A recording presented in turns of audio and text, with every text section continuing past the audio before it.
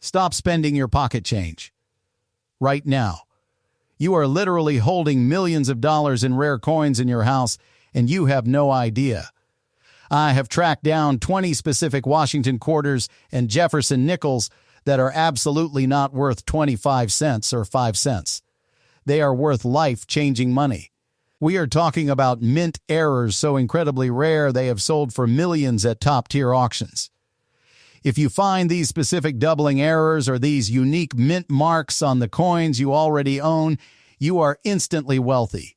Do not spend another cent until you see if you have one of these 20 legendary coins. Quarter that can look so unusual that a viewer may assume the photograph is fake.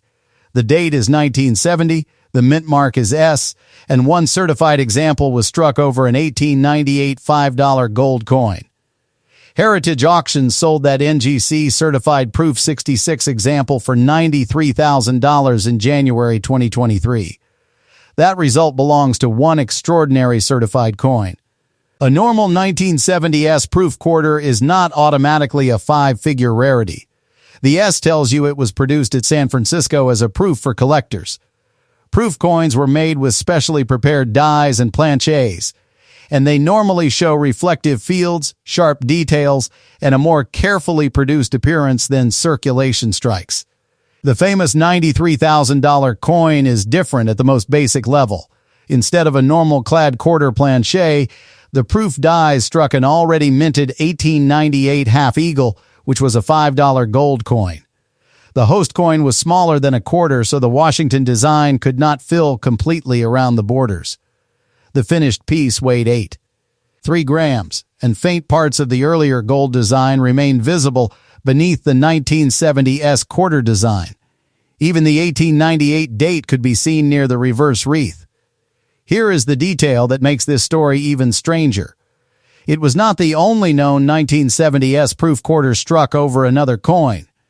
Heritage also documented a Proof 64 example struck over a George V Canadian quarter. That piece weighed 5.3 grams, showed parts of the Canadian design under the Washington design, and sold for $7,800 in 2020. So what should you actually check? Start with context. A 1970 S quarter normally came in a proof set, so inherited proof sets and old collector holdings are more logical places to search than a modern roll of circulation quarters. Confirm the S mint mark and the proof-like surfaces. Then study the color, diameter, border, and weight. A standard clad quarter weighs about 5.67 grams. A dramatically different weight can be an important clue, but it is not enough by itself. Next, search for an undertype. Letters, numbers, outlines, or design fragments that do not belong on a Washington quarter. On a genuine overstrike, those traces should make physical sense under the second design. Random scratches, stains, glue, plating, or damage do not create an authentic host coin design. Do not confuse a normal proof with an error. Hazy fields, fingerprints, spots, or a damaged mirror finish may reduce quality, but they do not turn the coin into a wrong planchet piece. Gold color alone proves nothing either. A plated quarter can imitate color while retaining the normal clad weight and edge. If you find a suspicious 1970 S proof, leave it exactly as found. Do not scrape the surface to expose a design underneath. Record the weight with a calibrated scale, photograph both sides and the edge, and compare the coin with certified examples. An error of this level requires professional authentication because the difference between an altered quarter and a genuine overstrike is enormous. Tell me in the comments if you own an old United States proof set and include the year. Those sets can hold much more than shiny coins when the right minting mistake is present. For the complete 1970 S proof quarter guide, watch the linked cluster video where we examine the S mint mark, proof surfaces, weight, incomplete borders, and genuine undertype clues step by step. The next quarter looks far more ordinary, and that is exactly why people still weigh it. 1942 Jefferson nickel. The final coin is the 1942 Jefferson nickel, a date with two entirely different stories hiding on the reverse. During World War II, nickel metal was needed for the war effort. Partway through 1942, the mint changed the 5-cent alloy to 56% copper, 35% silver, and 9% manganese. The special composition was identified by a large mint mark above Monticello's dome. That reverse detail, not the obverse date alone, tells you which path to follow. Turn the coin over. A large P above Monticello identifies a Philadelphia wartime silver nickel. A large S above the dome identifies the San Francisco silver issue. A 1942 coin with no mint mark beside Monticello is an earlier Philadelphia copper-nickel issue. A small D to the right of Monticello identifies Denver's copper-nickel issue. Denver did not produce a 1942 silver war nickel. This distinction prevents two common mistakes. First, not every 1942 nickel contains silver. Second, weight alone will not solve the question because both standard compositions were made to a nominal weight of 5.0 grams. The mint mark size and location are the quickest visual identifiers, followed by professional verification when needed. The Denver coin carries another major possibility. The 1942 DD horizontal D, cataloged as FS501. On the recognized variety, a normal D was punched over an earlier D positioned horizontally. PCGs describes the feature as strong and popular with collectors. A full steps example, graded MS65, sold through Heritage for $30,550 in June 2014, according to the PCG's auction record. That result belongs to the authenticated variety in that exact grade and designation, not to every 1942 D. Film the reverse reveal without cutting away. The mint mark position should stay visible while the composition label appears. For the horizontal D check, switch to a macro shot and compare it with a certified reference. This sequence lets the audience reach the conclusion instead of receiving a claim. If your reverse shows a large P or S, you have a wartime silver nickel. But circulated examples are collected widely and are not automatic jackpots. Condition, strike, full steps detail, and any recognized die variety affect the premium. If it shows the small D, inspect the mint mark against verified horizontal D close-ups. If it shows no mark, treat it as the regular Philadelphia copper-nickel issue unless evidence proves otherwise. The supplied obverse photo cannot tell us which of these coins is present. The video must show the reverse before making a silver or variety claim. Surface deposits and discoloration on the photographed coin also look like environmental or post-mint effects, not proof of an error. For the complete silver versus copper-nickel reverse test and the horizontal D diagnostic map, watch our full 1942 Jefferson nickel guide next. Never clean a dark war nickel or scrape around a mint mark. Protect it, photograph both sides, and seek attribution for any strong match. This final date earns the top position because one reverse reveals composition, mint, and a famous variety search, all while keeping every value statement tied to evidence. The 1965 Washington quarter is dangerous for one reason. Almost everybody has seen one, so most people assume it cannot be special. That assumption is exactly why this date stays on coin hunting lists. In 1964, regular Washington quarters were still made of 90% silver. But starting in 1965, the United States moved regular quarters to a copper-nickel-clad composition. That means most 1965 quarters are not silver. Most are common clad coins. But transition years are where collectors pay close attention, because leftover planches and minting changes can create rare mistakes. The major reason people check 1965 quarters is the possibility of a silver transitional error. A normal 1965 quarter should be clad. A silver transitional error would mean the 1965 quarter was struck on a leftover 90% silver planche from the earlier silver quarter era. This is why you should never judge a 1965 quarter only by the front design. The date gets your attention, but the edge and weight tell the real story. First, look at the edge under strong light. A normal clad quarter usually shows a copper-colored stripe through the middle of the edge. A silver quarter usually has a more solid silver-looking edge without that clear copper layer. But be careful. Color alone can fool you. Some coins are dirty, some are plated, some are polished, some have toning, some have environmental damage. A silver-looking edge is a clue, not proof. The next step is weight. A normal clad Washington quarter weighs about 5.67 grams. A 90% silver Washington quarter weighs about 6.25 grams. That difference matters. If your 1965 quarter weighs around 5.67 grams, it is probably a normal clad quarter. If it weighs close to 6.25 grams, then you should inspect it much more carefully. This is also why a digital scale is one of the best tools for coin hunting. You do not need to guess. You can test. Now check the sound if you know how to do it safely, but do not damage the coin. Silver coins often have a different ring than clad coins, but the ring test should not replace weight and professional verification.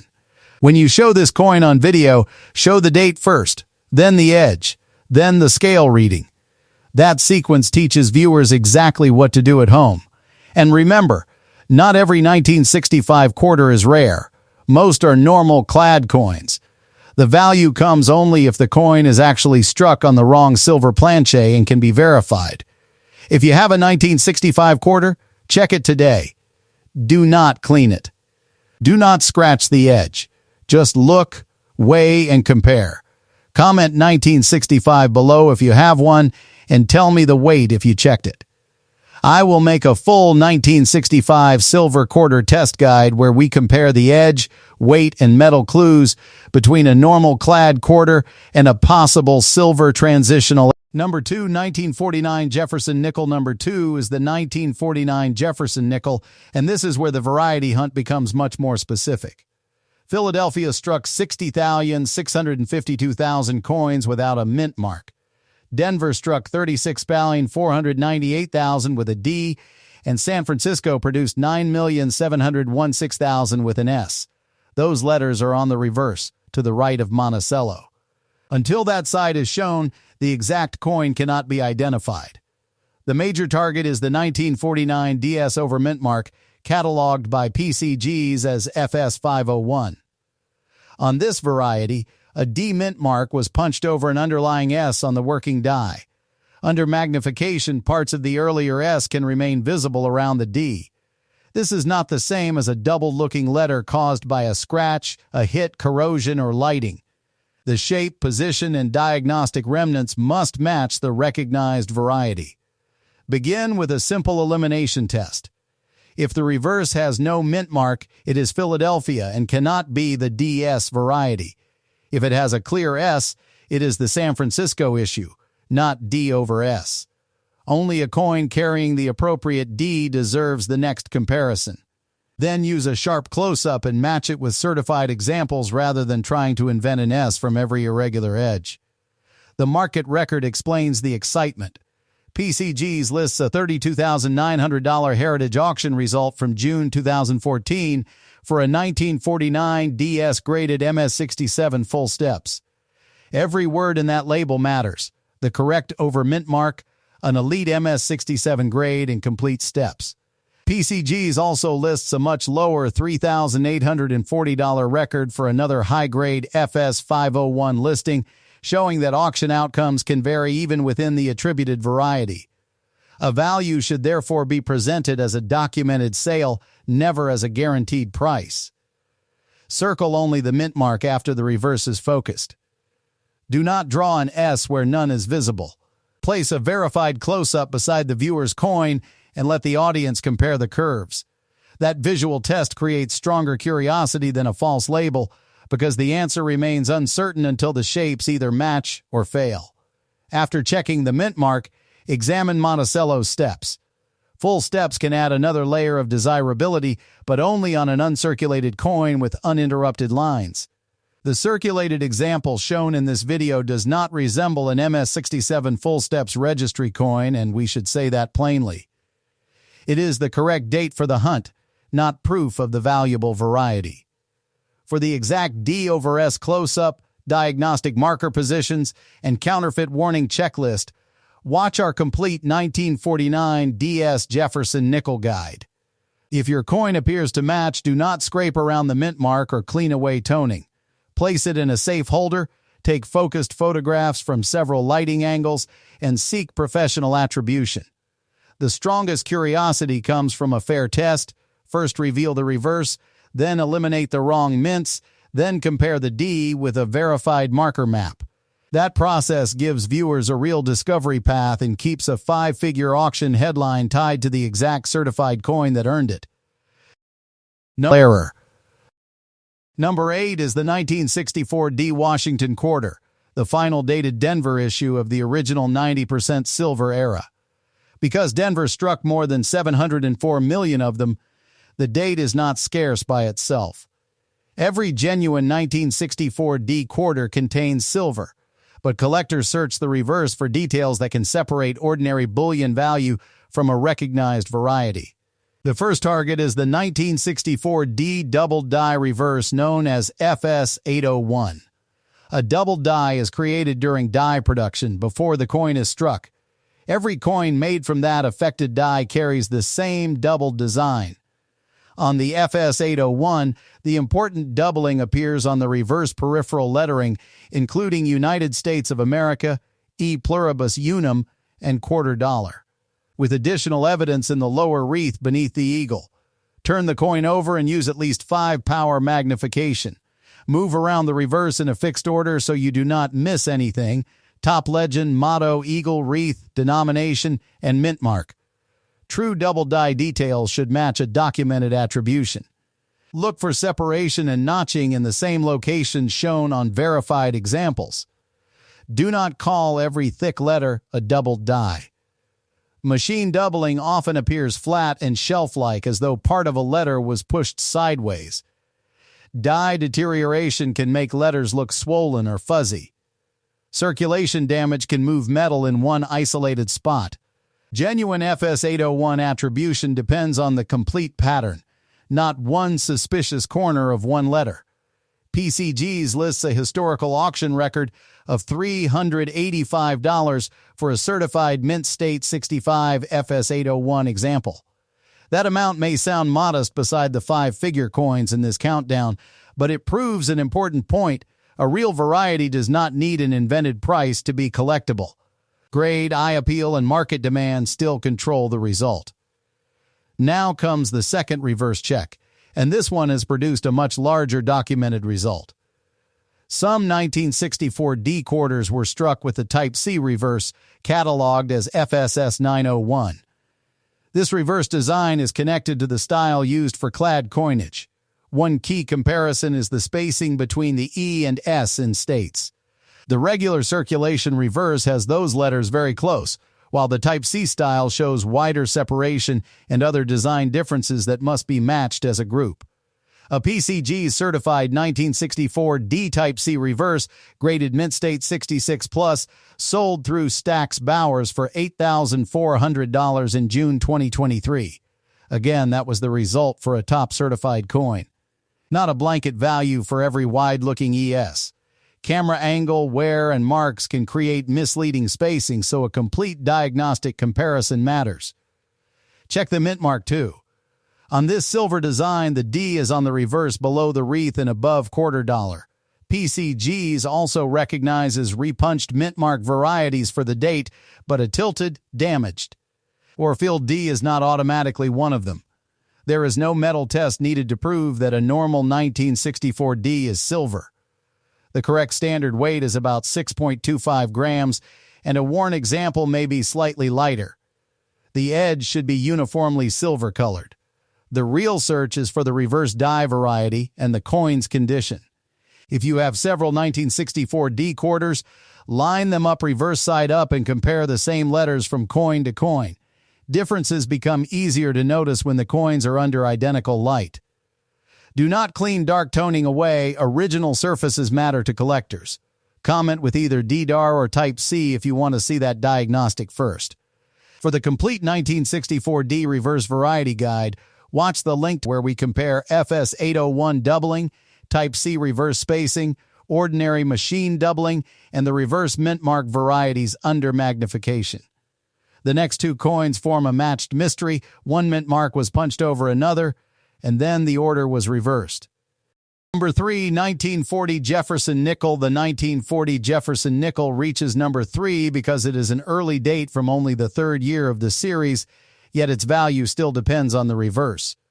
Philadelphia produced 176,485,000 coins without a mint mark. Denver made 43,540,000 with a D, and San Francisco made 36,690,000 with an S. Since the mint mark sits to the right of Monticello, an obverse-only view cannot identify the exact issue. That uncertainty becomes useful on camera. Show the date first, then turn the coin over for the reveal.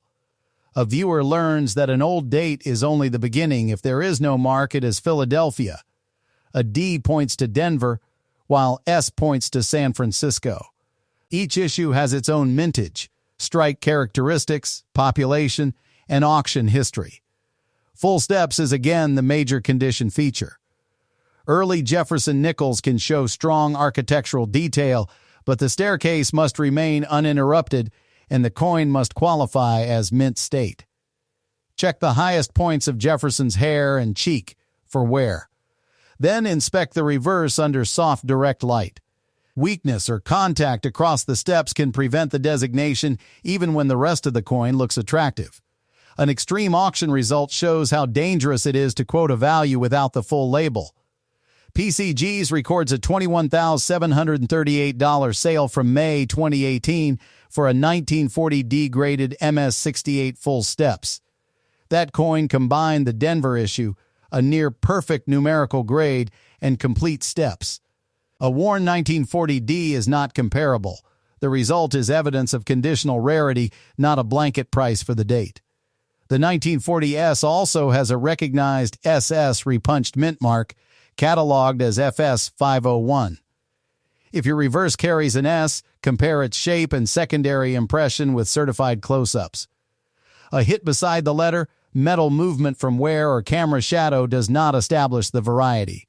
Exact marker matching is essential. For a no-mint mark Philadelphia coin, do not borrow the Denver auction record or the San Francisco variety story. Its own strongest root is exceptional grade and full steps. This is why the reverse reveal should remain on screen while each price label appears. The viewer must see which mint is being discussed and which grade produced the recorded sale. The coin shown here has circulation wear, so use it to teach the search sequence rather than imply a top grade.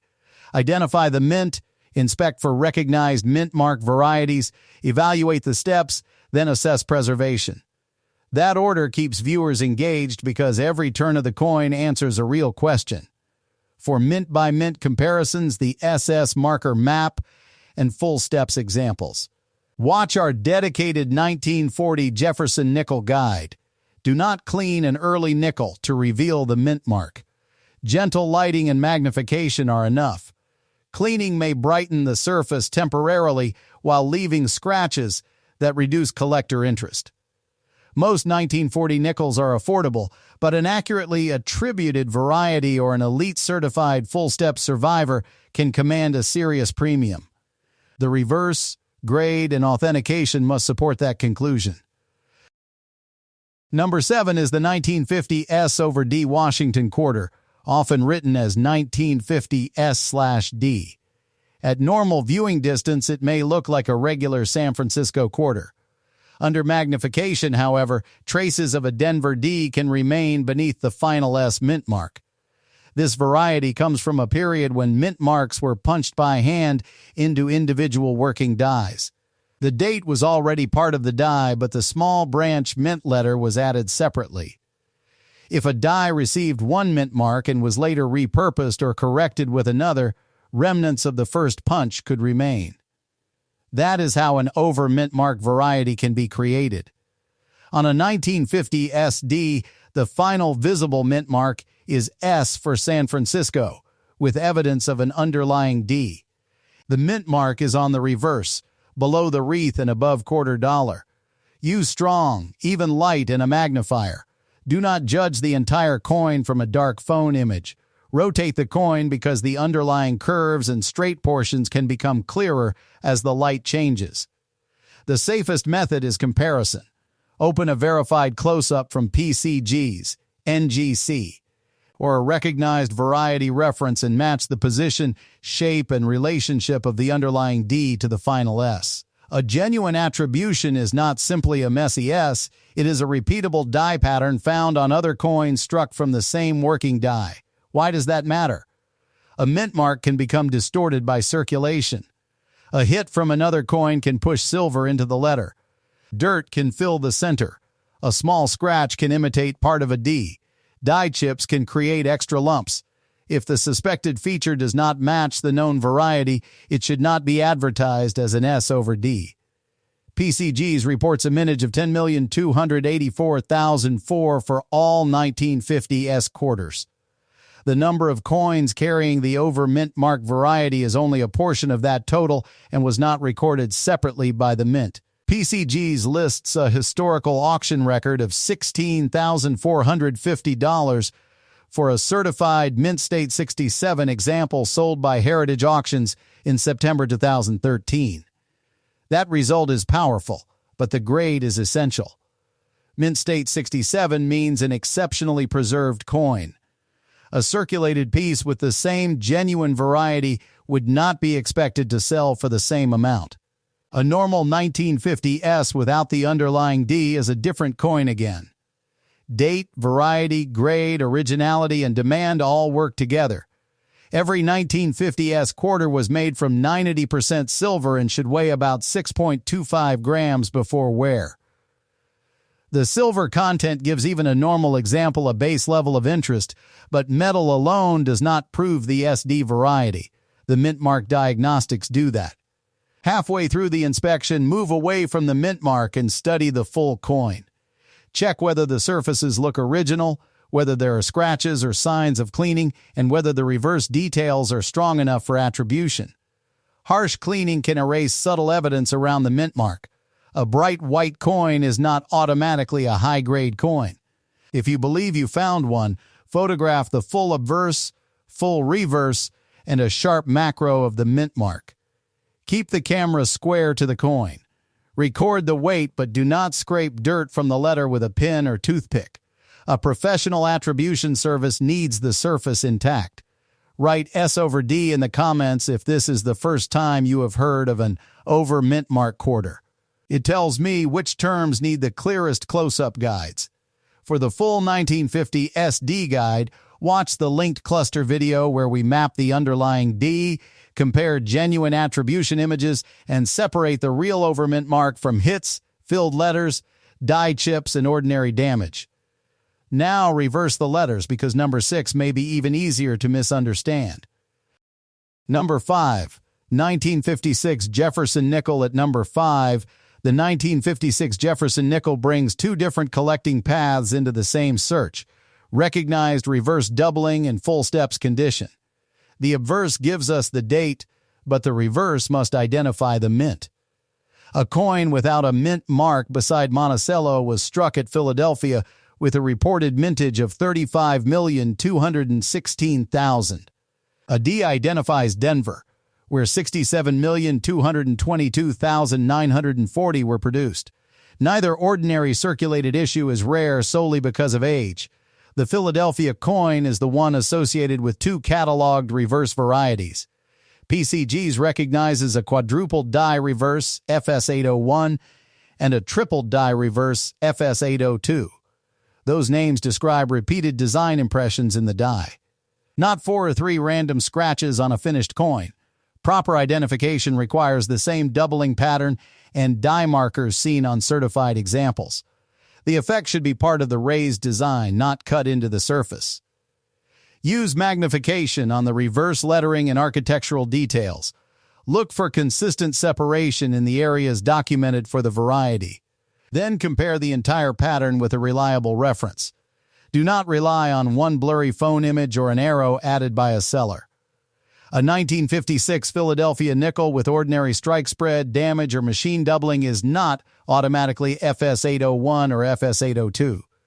PCGs lists a heritage auction record of $1,320 from May 2022 for an MS65 example of the FS801 quadruple die reverse. That is a useful verified result, but it belongs to the attributed and certified coin in that grade. A normal circulated 1956 nickel has a very different market. The other path is full steps. PCGs reports a $9,400 heritage sale in June 2015 for a 1956 Philadelphia nickel-graded MS67 full steps. That was an exceptional condition rarity. On your coin, examine the staircase beneath Monticello for complete horizontal lines, but remember that full steps is paired with an uncirculated grade. Wear, heavy marks, or a cut through the steps prevents the same classification. The reverse mint mark controls which comparison is relevant. A Denver coin can still be collectible in high grade, but it is not the Philadelphia FS801 or FS802 described here. Keep the mint identity visible on screen while discussing the varieties. That small production choice will stop viewers from applying Philadelphia diagnostics and auction prices to a 1956D. This coin deserves a slow inspection because the two targets can overlap in conversation but are not the same feature. Reverse doubling concerns the die variety. Full steps concern strike quality and preservation. One does not prove the other.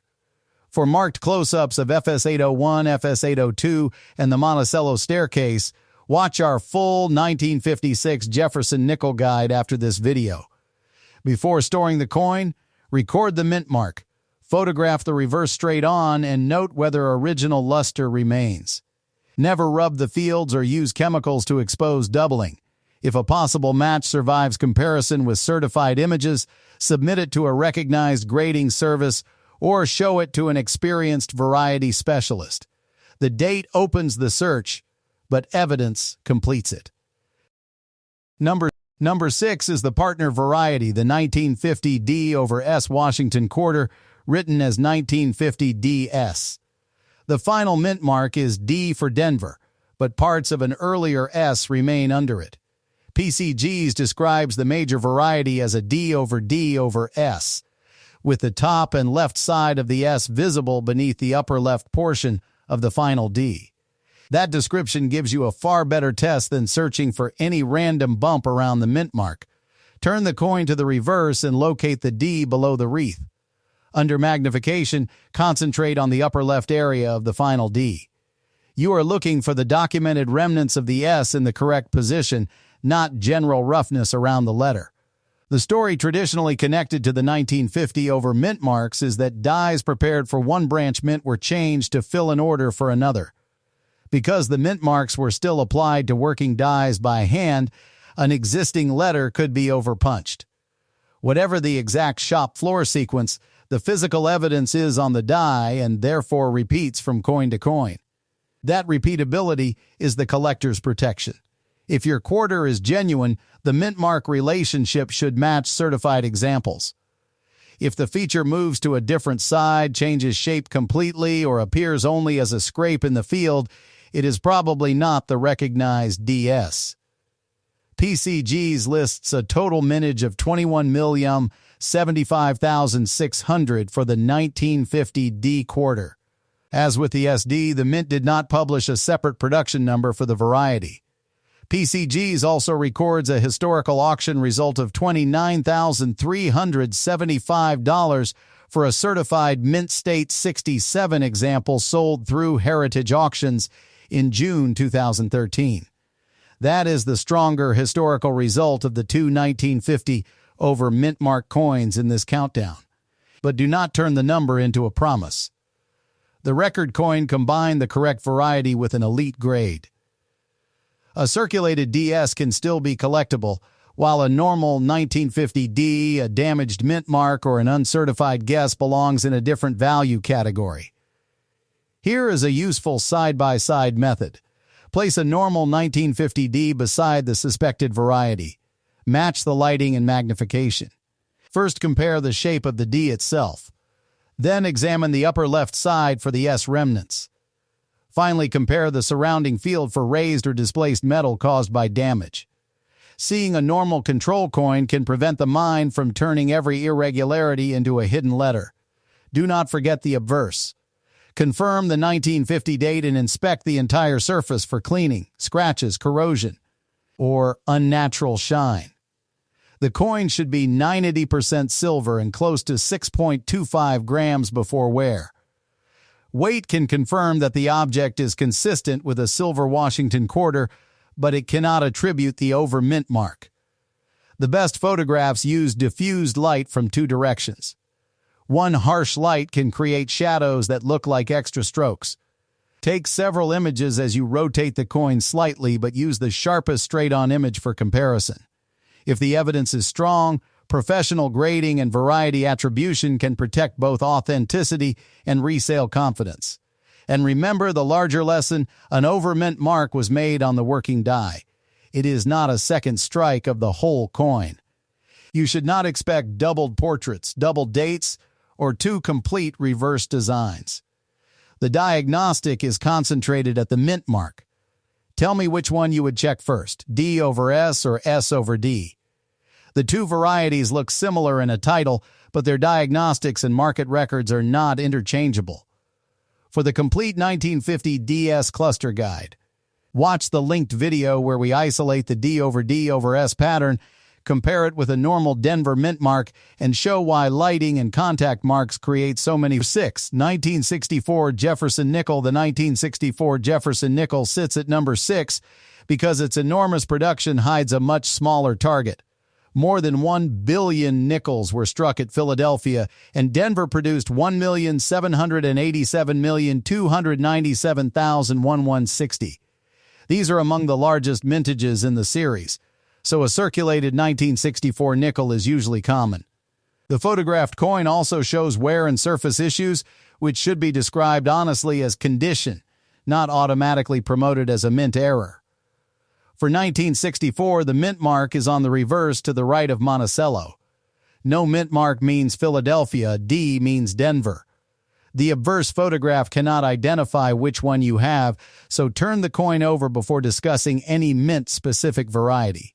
This single step prevents a major labeling mistake. If the reverse carries a D, inspect that letter closely for the recognized 1964 DD repunched mint mark, cataloged by PCGs as FS501. A genuine example was created when the mint mark was punched into the working die more than once in slightly different positions. It must match the established shape and placement of the variety. Damage, a hit beside the D, corrosion, or a shadow from side lighting is not enough. The certified market shows why exact attribution matters. Heritage sold a PCG's MS66 example of the 1964 DD FS501 for $19,800 in July 2022. That price belongs to the recognized repunched mint mark in a very high certified grade. It is not the value of every 1964 D, and it certainly is not evidence that a random worn D is the variety. There is a second route to strong value, exceptional full steps condition. PCGs lists a heritage sale of $9,900 in May 2025 for a 1964 D-graded MS67 full steps. Again, the grade and designation are doing the heavy lifting.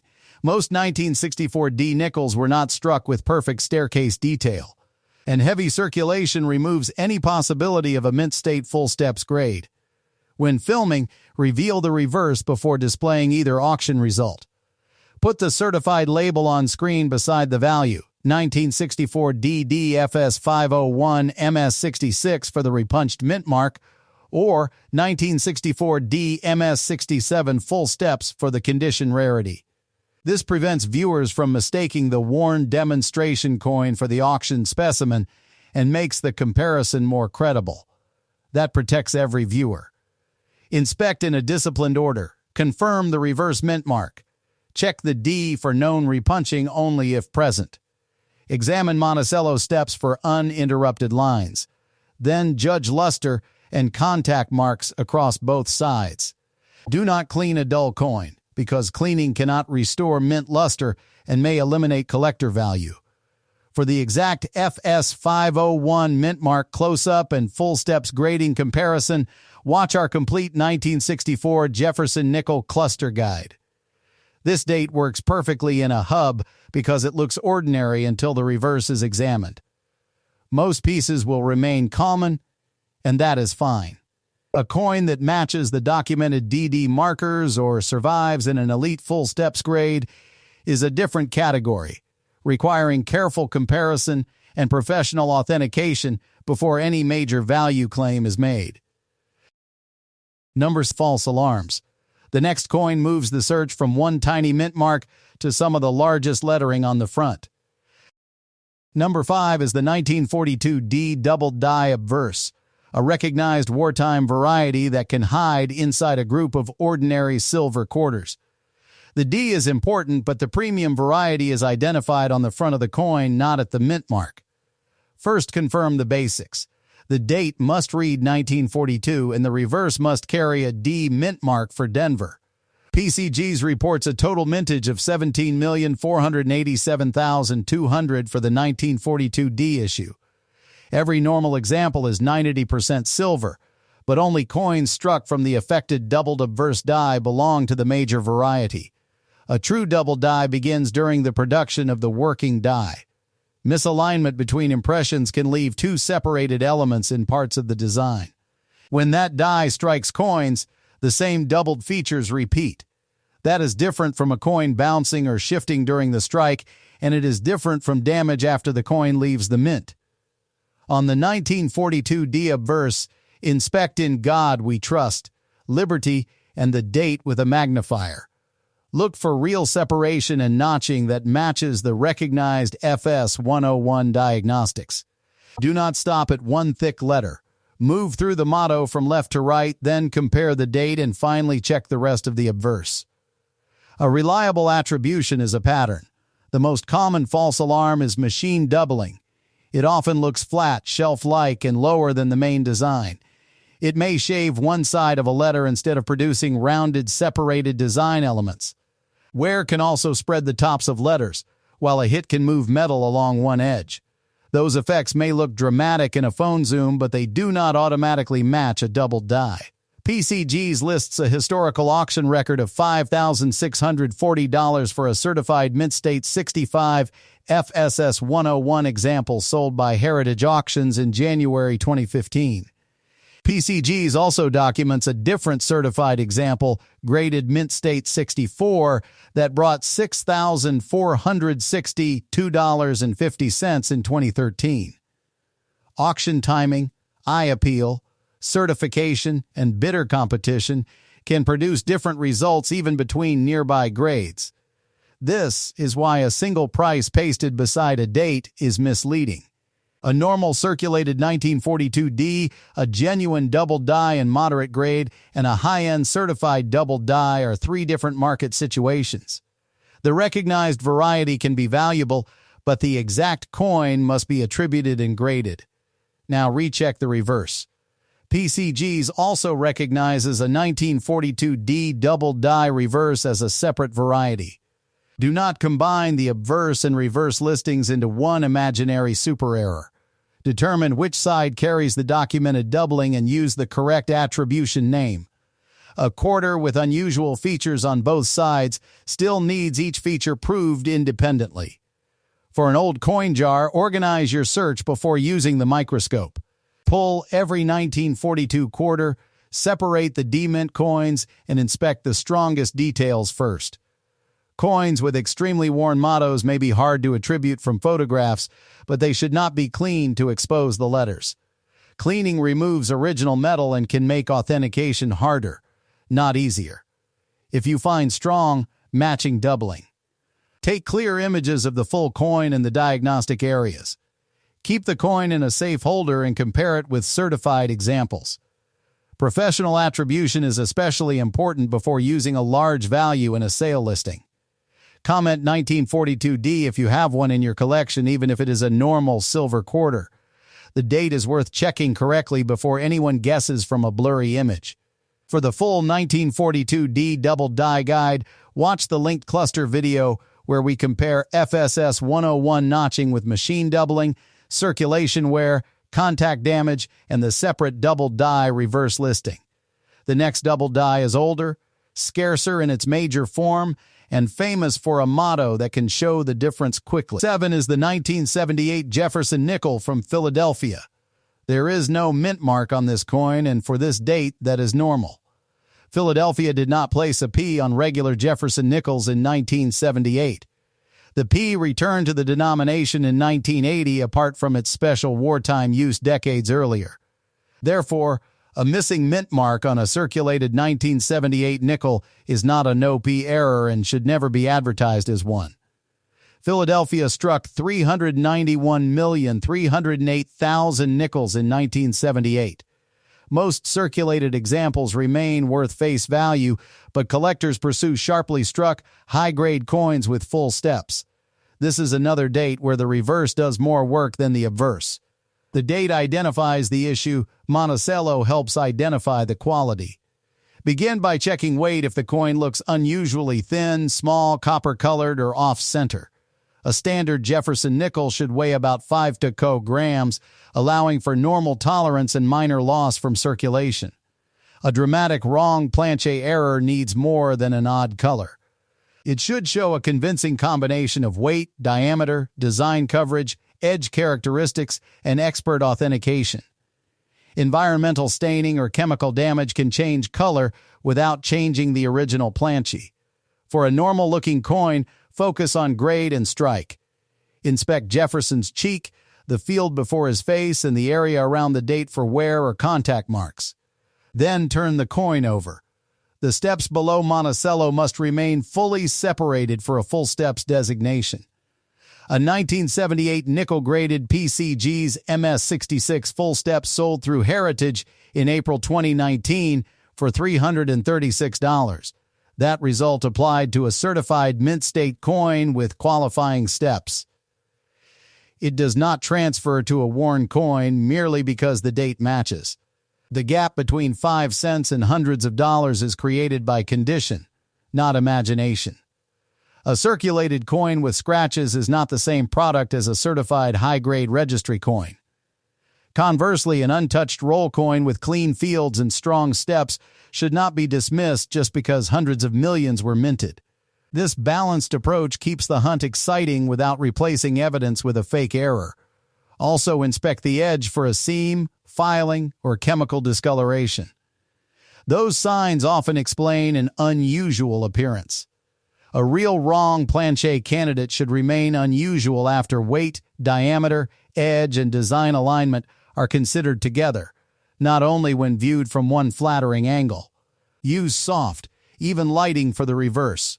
Do not hold the coin at a steep angle that makes weak lines appear complete. Take one straight photograph and one slightly angled photograph so the step separation can be compared. Never trace or enhance the lines in editing. For exact full steps markers, weight tests, and real wrong planche comparisons, watch our complete 1978 Jefferson nickel guide. The key takeaway is simple. No mint mark is normal, most examples are common, and exceptional uncirculated full steps coins are the pieces that merit serious attention. Keep any promising example uncleaned and protected while you compare it with certified references. Use the evidence, not the excitement. At number 4 is the 1937 double die obverse, one of the major varieties of the early Washington quarter series. There is no mint mark on this coin because it was struck at Philadelphia. That missing mint mark is normal, not an error. The first place to look is in God we trust.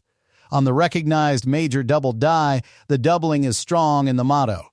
PCGs also notes doubling on the date, although the motto is usually the more dramatic diagnostic. Under magnification, the letters should show the separation associated with the known variety, not just soft edges from wear. PCGs describes the 1937 double die obverse as the second scarcest of the 5 major double die Washington quarter varieties it identifies, behind only the 1943 double die. Many surviving examples are circulated and only a small percentage remain in mint state. That means a worn coin should not be ignored, but the remaining details still need to support attribution. The total 1937 Philadelphia mintage was 19,696,000. That number covers all normal coins and the variety together. The mint did not place the double dies in special packages or record how many were struck from the affected die. Collectors find them by examining the actual design. PCGs lists a historical auction record of $22,250 for a certified mint state 66 example sold by David Lawrence Rare Coins in March 2020. The amount reflects a high-grade certified example of the major double die. It does not mean a normal 1937 quarter or even every circulated double die carries that same value. Now slow down, because early silver coins generate convincing false alarms. Wear can flatten the center of a letter and leave two bright edges. A scratch beside the motto can mimic a second line. Machine doubling may leave a flat shelf. Die deterioration can make the lettering look thick. The genuine variety must match the documented spread and shape across the correct letters and date. Use a simple inspection sequence. Confirm the 1937 date. Confirm there is no added or suspicious mint mark on the reverse. Examine the full motto, then the date, then Liberty. Compare the strongest visible features with high-resolution certified examples. Finally, inspect the entire coin for cleaning or damage that could affect grade and value. Because the coin is 90% silver, its expected standard weight is about 6.25 grams before wear. Weight can help identify a wrong object or altered piece, but it does not prove a double die. The double design itself is the evidence. There is another reason not to rush. Counterfeiters and sellers sometimes use the phrase double die for any old coin with blurry lettering. The correct numismatic term is double die, and the recognized 1937 variety has specific diagnostics. A title is not authentication, neither is a red arrow in an online listing. If the coin appears promising, keep the surface untouched. Do not rub the motto with an eraser, metal polish, baking soda, or cloth. Even gentle rubbing can leave hairlines that reduce collector appeal. Photograph the coin under diffused light and submit it for professional attribution when the potential value justifies the cost. We are now entering the top 4, and the numbers become serious because condition rarity and famous die varieties meet. Share this video with someone who inherited old silver quarters. These are exactly the coins that can be overlooked in a mixed box. For the complete 1937 double die guide, watch the linked cluster video where we map the motto and date diagnostics. Compare the recognized variety with shelf like machine doubling and explain how circulation wear affects attribution. The next quarter has the most dramatic doubling of the entire Washington quarter series according to PCGs, yet it is also the most available of the 5 major double dies. Number 8 is the 1987 D. Jefferson nickel, and this date offers a useful lesson about conditional rarity. Denver produced 410,590,604 nickels that year. In ordinary circulated condition, the coin is common, and a worn example generally carries no major premium. Yet the population changes sharply when collectors demand a superb mint state grade together with full steps. The date may be easy to find, while the exact quality level can be difficult. The D mint mark appears below the date on the obverse. Confirm that letter first, then study Jefferson's portrait. The broad cheek and open field in front of his face reveal contact marks quickly. A coin cannot reach an elite grade if those areas are heavily abraded, even when the reverse looks sharp. Rotate the coin under a lamp. Continuous cartwheel luster suggests an uncirculated surface. Flatness on the highest point suggests wear. Now turn to Monticello. The staircase is tiny, so use magnification and keep the coin level. Count the horizontal lines, but do more than count. A qualifying full steps coin needs continuous separation across the staircase. Weakness beneath the middle columns, a nick through the lines, or metal bridging 2 steps can prevent the designation. This is why enlarged phone photographs often create false excitement.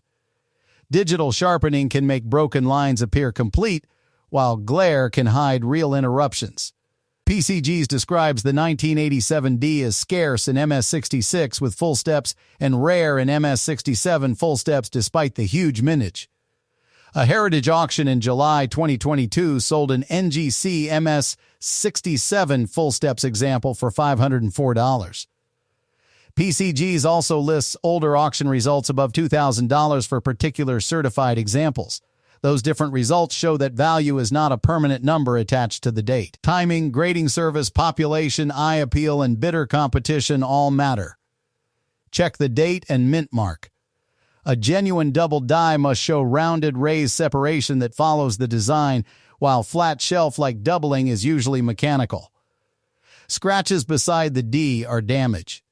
If an apparent line changes or disappears when the light moves, it may be reflection rather than a die feature. Record one image before making any claim, and compare the entire diagnostic area, not one pixel. The circulated coin shown in this video is not being represented as an MS67 full steps piece. Its role is to show exactly where the search starts. If your coin resembles this worn example, do not attach the auction result to it. If your coin looks untouched, with bright original luster and exceptionally clean surfaces, then the reverse deserves a careful step-by-step inspection. For the complete 1987D grading ladder and side-by-side full steps examples, watch our detailed 1987D Jefferson nickel cluster guide. Do not clean dark spots, scrape green deposits, or rub the fields. Place a promising coin in an inert holder. Photograph the steps from directly above and compare it with certified images. This coin is common by date, but exceptional strike and preservation can make a genuinely different collectible. Number 3 is the 1934 double die obverse.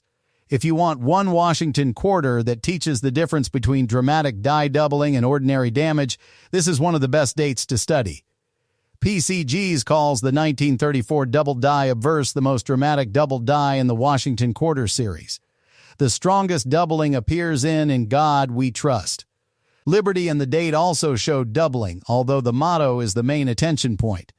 This is a Philadelphia issue, so a genuine 1934 quarter without a mint mark is normal. Begin with the full obverse instead of zooming directly into one letter. Confirm the date and the normal portrait. Then enlarge the motto.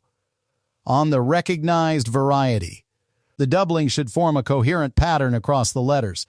Continue to Liberty and the numerals of the date. Matching more than one diagnostic is far stronger than finding one irregular edge. The total Philadelphia mintage was 31,912,052. That figure includes multiple 1934 design varieties. Collectors also recognize light motto, medium motto, and heavy motto versions for the year. Those motto styles describe changes in the strength and form of the motto. They are not automatically the doubled die. A heavy-looking motto and a doubled motto are different attribution questions. This distinction matters because sellers sometimes combine every 1934 label into one exaggerated claim. Your coin might have a motto style, the doubled die neither. Or details too worn for a confident photo attribution. Use one recognized reference at a time and match the whole design. PCGs records a historical auction result of $10,350 for a certified Mint State 65 example sold by American Numismatic Rarities in March 2005.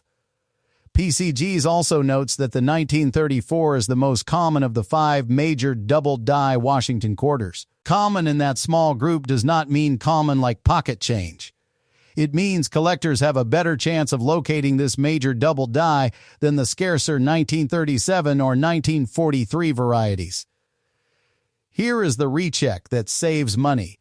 Examine the height and shape of the suspected doubling. Genuine double die elements retain rounded design character and documented separation. Machine doubling is usually lower and flatter.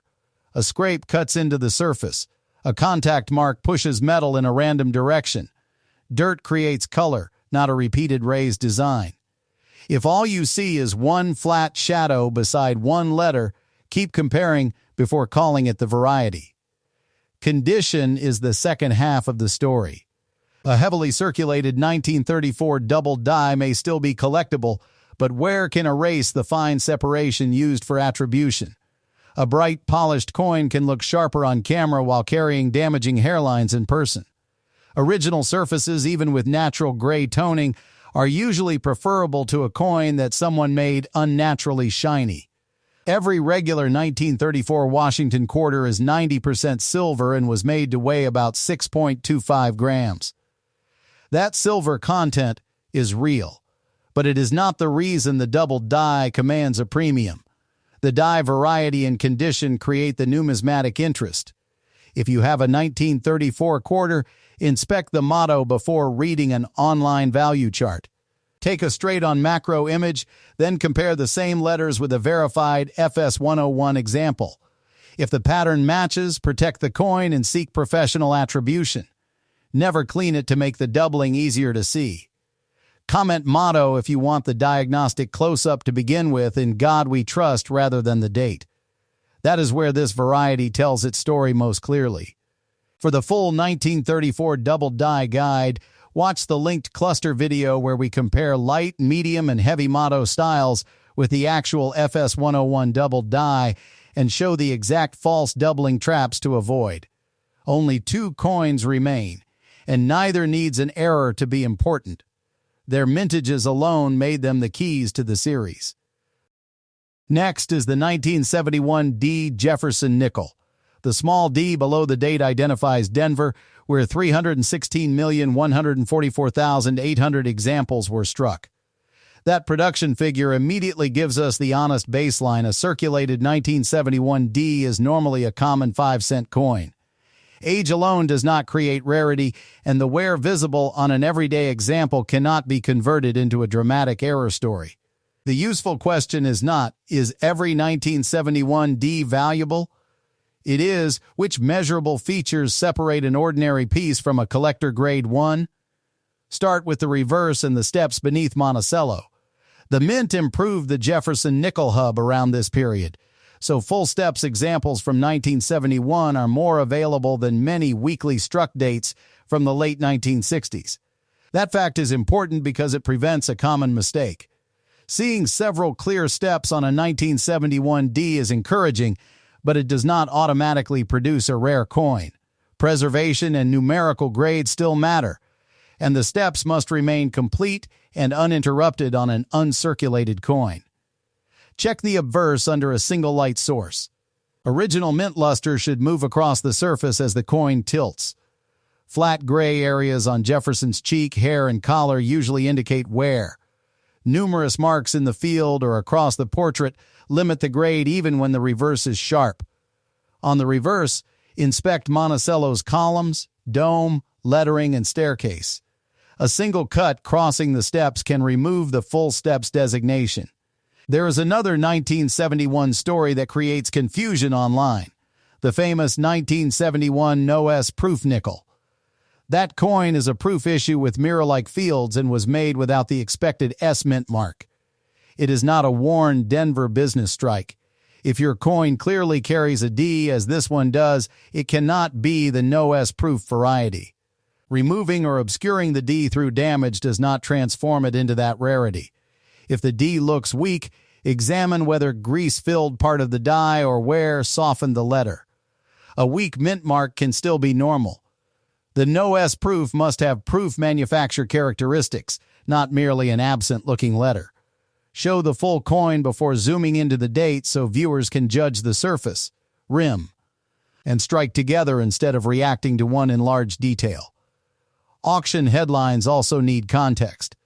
A record for an elite certified coin describes that exact grade and designation, not every coin sharing the date. Many certified 1971 D full steps nickels in lower mint state grades have sold for modest amounts. That contrast is valuable information. The market pays for the complete package of strike, preservation, eye appeal, and certification. For proof versus business strike comparisons and a full Monticello inspection, watch our dedicated 1971 Jefferson nickel guide next. Before setting this coin aside, photograph both sides sharply and leave the surface untouched. If it is circulated, enjoy it as an affordable older nickel. If it retains strong luster, clean fields, and uninterrupted steps, then compare it with certified examples before deciding whether grading makes financial sense. Number 2 is the 1932 S Washington Quarter, the lowest mintage regular issue in the entire Washington Quarter series. Only 408,000 were struck at San Francisco. That number is remarkable when compared with the hundreds of millions made in later years. The coin does not need a double die, wrong planche, or dramatic strike error to be collectible. The date and genuine S mint mark create the key date identity. The Washington Quarter was introduced in 1932 to honor the 200th anniversary of George Washington's birth. It was originally connected to that commemorative moment, but the design continued and became a long-running United States series. The first year produced Philadelphia, Denver, and San Francisco issues. The two branch mint coins became the keys. Turn a 1932 quarter to the reverse. The S mint mark should appear below the wreath and above $quarter. A 1932 quarter with no mint mark was struck at Philadelphia and is not a missing mint mark error. A genuine 1932 S is the specific San Francisco issue. PCG's lists a historical auction record of $52,800 for a certified Mint State 66 example, sold by Heritage Auctions in March 2025. That is a recent high-grade result for the exact certified coin. Most surviving 1932 S quarters are not Mint State 66, so the result should be presented as a record example, not an average value. In circulated grades, the coin can still be desirable because collectors need it to complete the series. Wear on Washington's hair, cheek, and the eagle's breast will affect grade. Scratches, rim damage, corrosion, and cleaning can reduce value further. A lower-grade original coin may be more attractive to a serious collector than a polished coin that looks brighter in a photograph. Authentication is critical. The 1932 Philadelphia Quarter had a much larger mintage, so adding an S to a no-mint mark coin can create a deceptive fake. Do not decide authenticity from the letter alone. The shape, position, surrounding surface, and known die characteristics must make sense together. Tool marks, disturbed metal, discoloration, or an unnatural depression around the mint mark deserves suspicion. The coin should be 90% silver, about 24.3 millimeters in diameter, and approximately 6.25 grams before circulation wear. Those measurements can reveal a crude counterfeit, but an altered genuine Philadelphia quarter can still have the correct silver composition and weight. That is why physical specifications do not replace expert mint mark authentication. If you are buying a 1932 S, certification from a respected grading service provides valuable protection. If you believe you found one in an inherited collection, handle it only by the edge. Place it in a proper holder and photograph both sides. Do not test the mint mark with a needle. Do not use chemicals. Do not clean the dark area around the letter. Here is the most useful mental rule. Low mintage tells you why collectors care, but authenticity and grade tell you what your coin actually is. The 408,000 mintage does not mean 408,000 pristine coins survive today. Many circulated, some were lost, some were damaged, and only a small fraction remain at the highest grade levels. Before number 1, subscribe and turn on notifications, because each key date in this hub will receive its own close-up guide. Those cluster videos will give you more diagnostic detail than any fast list can provide. Comment 1932S if you have seen one outside a certified holder. I am especially interested in how many viewers inherited theirs rather than buying it. For the complete 1932S key date guide, watch the linked cluster video where we inspect mint mark position, added mint mark warning signs, first-year design details, grading points, and the safest path to authentication. Now we reach number 1. Its mintage is slightly higher than the 1932S, but in top condition it is the greater rarity and owns the largest auction result in this countdown. Number 1 is the 1932 D Washington Quarter, the most famous key date of the series and the coin behind a documented auction result of $143,750. Denver struck only 436,800 Washington quarters in 1932. That is slightly more than the 408,000 made at San Francisco. But PCGs explains that the 1932 D is significantly rarer in the highest mint state grades. The combination of a tiny original mintage, strong collector demand, and extreme condition rarity puts it at the top of this countdown. The record example was graded Mint State 66 by PCGs and sold through Bowers and Marina in April 2008 for $143,750. That historic result belongs to an exceptional certified coin. It is not the automatic value of every 1932 D, and it should never be used to price an ordinary circulated piece without considering grade and authenticity. To begin the check, confirm the date on the obverse, then turn the coin over. The D mint mark is below the wreath and above $quarter. A 1932 quarter with no mint mark is the Philadelphia issue. It is a real first-year silver quarter, but it is not the Denver key date. Counterfeit and altered 1932 D quarters are a serious problem. PCGs warns that adding a deceptive D mint mark to a Philadelphia 1932 quarter has been a common counterfeiting method since the 1950s. More sophisticated counterfeit coins have also entered the market. This is why certification is not an optional afterthought when substantial money is involved. Look for disturbed metal around the D, unnatural color, tool marks, a letter that appears attached to the surface, or a mint mark with the wrong shape and position. But do not treat a simple online checklist as final authentication. Genuine coins can show variations from strike and wear, while skilled alterations may evade a beginner's inspection. A grading service examines the entire coin and its die characteristics, not only the visible D. The standard coin is 90% silver, approximately 24.3 millimeters in diameter, and about 6.25 grams before wear. A normal weight does not prove the D is genuine because an altered Philadelphia coin is also made of the correct silver alloy. A wrong weight can be a warning. A correct weight is only one supporting fact.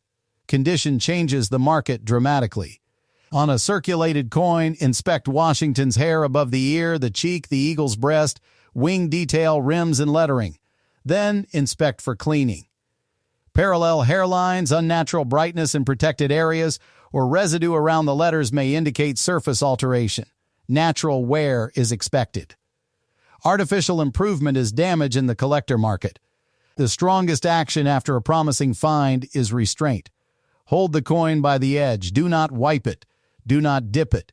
Do not press on the mint mark. Place it in an inert holder and obtain clear photographs. If the coin is raw, professional authentication should come before any large sales claim. This final coin also explains the purpose of the entire countdown. A valuable quarter is not created by a dramatic story alone. The story must connect to a real identifiable coin, the correct date, correct mint mark or variety, authentic surfaces, and a defensible grade. The 1932 D has all four questions concentrated in one small silver coin. If you reached number 1, comment the oldest Washington quarter you own and include the mint mark. I will use those answers to choose the next cluster guides and comparison videos. For the complete 1932 D key date guide, watch the linked cluster video where we compare a genuine Denver mint mark with added mint mark warning signs, explain the crucial grading areas, and trace why the finest certified examples command such strong prices. Before you leave, use this final checklist on every quarter from the video. 1984 P. Jefferson nickel, a coin that proves a large mintage does not end the investigation. The P mint mark is visible on the obverse just below the date, confirming production at Philadelphia. That mint struck 746,769,000 nickels in 1984, So the ordinary circulated coin is not rare simply because it is more than 40 years old. Most examples found in chain show wear, contact marks, dull luster, or small scratches, and those normal circulation effects do not create a mint error. The reason collectors still inspect this date is on the reverse.